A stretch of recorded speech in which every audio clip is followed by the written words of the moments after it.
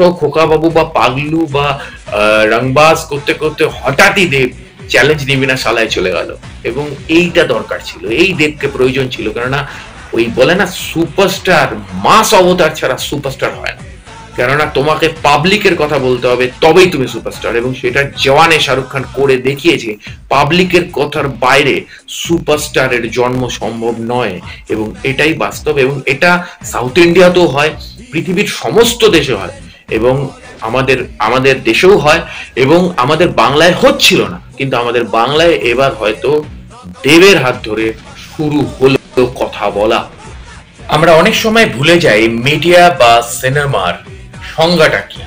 Media বা সিনেমার সংজ্ঞার মধ্যে কিন্তু অনেকটাই পড়ে যে একটা অ্যান্টি গভর্নমেন্ট মেসেজ, অর্থাৎ প্রশাসন বা শাসকের কি কি দুর্বলতা বা কি কি প্রবলেম, সেই প্রবলেমগুলো যেগুলো সাধারণ মানুষকে ফেস করতে হয়, সেগুলোই কিন্তু মিডিয়ার দায়িত্ব এবং কর্তব্য গণতন্ত্রের চতুর্থ স্তম্ভ হিসেবে মানুষের কাছে প্রেজেন্ট করা বা সমাজের কাছে প্রেজেন্ট করা। এবং শুধু ওই সামাজিক সমস্যাগুলোকে প্রেজেন্ট করে নয়, সেই সমস্যাগুলোর সমাধান করাটাও হচ্ছে সেই মিডিয়ার কাজ।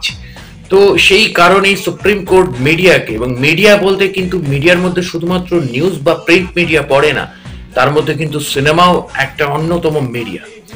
এবং সেই জায়গা থেকে দাঁড়িয়ে বাংলায় যে সময়ে নবাবের মতন ছবি হয়েছে, ইন্দ্রজিতের মতন ছবি হয়েছে, শত্রুর মতন ছবি হয়েছে, অর্থাৎ রঞ্জিত মল্লিকের শত্রু, সেই ধরনের সিনেমা কিন্তু বাংলায় বন্ধ হয়ে ছিল।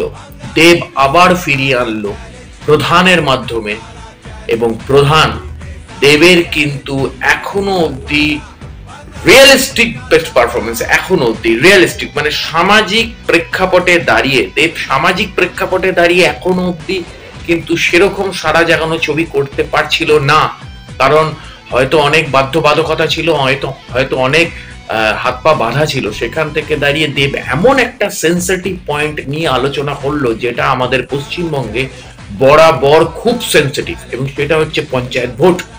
আমাদের পশ্চিমবঙ্গে পঞ্চায়েত ভোটে প্রতিবার অন্তত অ্যাভারেজে 30 জন করে মারা যায়, এবং এই 30 জন করে মারা যায় নিজেদের মধ্যে খুনোখুনি করে, নিজেদের মধ্যে খেউখেই করে। এবং সত্যি কথা বলতে এখানে প্রশাসনের কিছু করা থাকে না, কেননা পঞ্চায়েত ভোট নিয়ে একটা ভিডিও আমার বানানো আছে এডুকেশনাল প্ল্যাটফর্ম আমার চ্যানেলে, সেখানে আমি বিস্তারিত ব্যাখ্যা দিয়েছি যে পঞ্চায়েত ভোটে কেন এত খুনোখুনি, এত হত্যা হয়।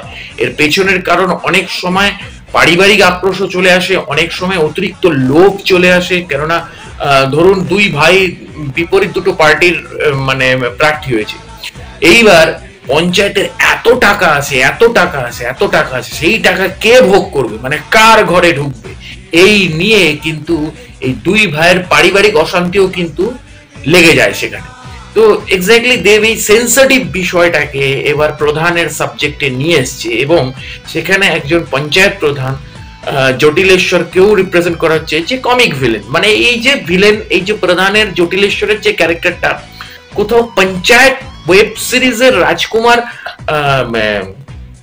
যাদবের যে ক্যারেক্টারটা ছিল, রঘুবীর প্রসাদ যাদবের যে ক্যারেক্টারটা ছিল, সেই ক্যারেক্টারটার আদলে ডিজাইন করা হয়েছে ঠিকই, কিন্তু রঘুবীর যাদব অতটা কিন্তু ওখানে ভিলেন বা নেগেটিভ ছিল না পঞ্চায়েত ওয়েব সিরিজে।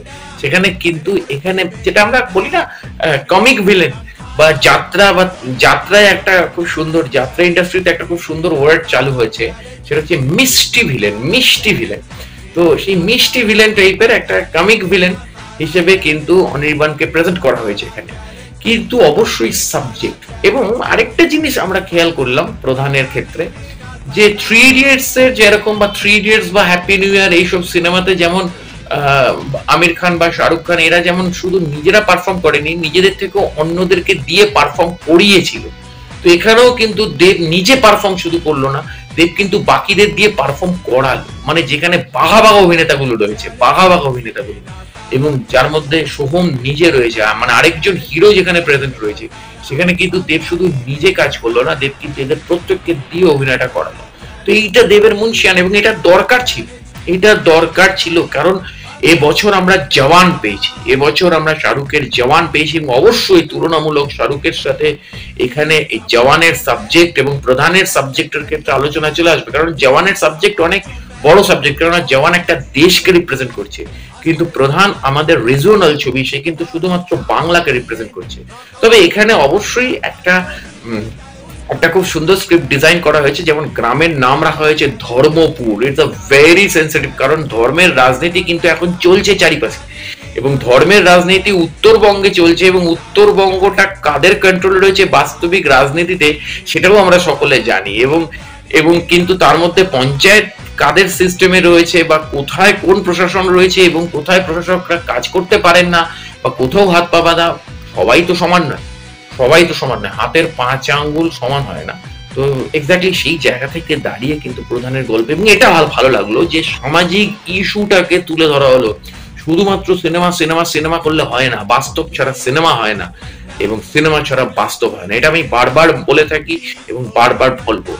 যেখানে ডুমকির মতন সিনেমা বেরোচ্ছে, ডুমকিও একটা খুব সেন্সিটিভ প্রজেক্ট, এবং যেটা আমরা জানি যে রাজকুমার হিরানির অ্যাসিস্ট্যান্ট ছিল কিন্তু অভিজিৎ সেন, এবং সেই জায়গা থেকে দাঁড়িয়ে কিন্তু রাজকুমার হিরানির ফর্মুলাতেই অভিজিৎ সেন তার স্ক্রিপ্টের বুনট তৈরি করে।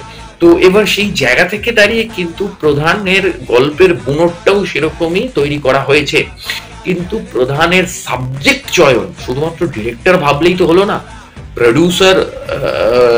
প্রডিউসারের সাপোর্ট, এবং অবশ্যই যে লোকটা অভিনয় করছে সে সরাসরি রাজনীতির সাথে জড়িত, তার সাপোর্টটা দরকার ছিল। এবং এখানে দেব সাহসিকতার পরিচয় দিয়েছে। মানে এখানে কোথাও খোকা বাবু বা পাগলু বা রংবাজ করতে করতে হঠাৎই দেব চ্যালেঞ্জ নিবি না শালায় চলে গেল, এবং এইটা দরকার ছিল, এই দেবকে প্রয়োজন ছিল। কেননা ওই বলে না সুপারস্টার, মাস অবতার ছাড়া সুপারস্টার হয় না। কেননা তোমাকে পাবলিকের কথা বলতে হবে, তবেই তুমি সুপারস্টার, এবং সেটা জওয়ানে শাহরুখ খান করে দেখিয়েছে। পাবলিকের কথার বাইরে সুপারস্টারের জন্ম সম্ভব নয়, এবং এটাই বাস্তব। এবং এটা সাউথ ইন্ডিয়াতেও হয়, পৃথিবীর সমস্ত দেশে হয়, এবং আমাদের দেশেও হয়, এবং আমাদের বাংলায় হচ্ছিল না, কিন্তু আমাদের বাংলায় এবার হয়তো দেবের হাত ধরে শুরু হলো কথা বলা।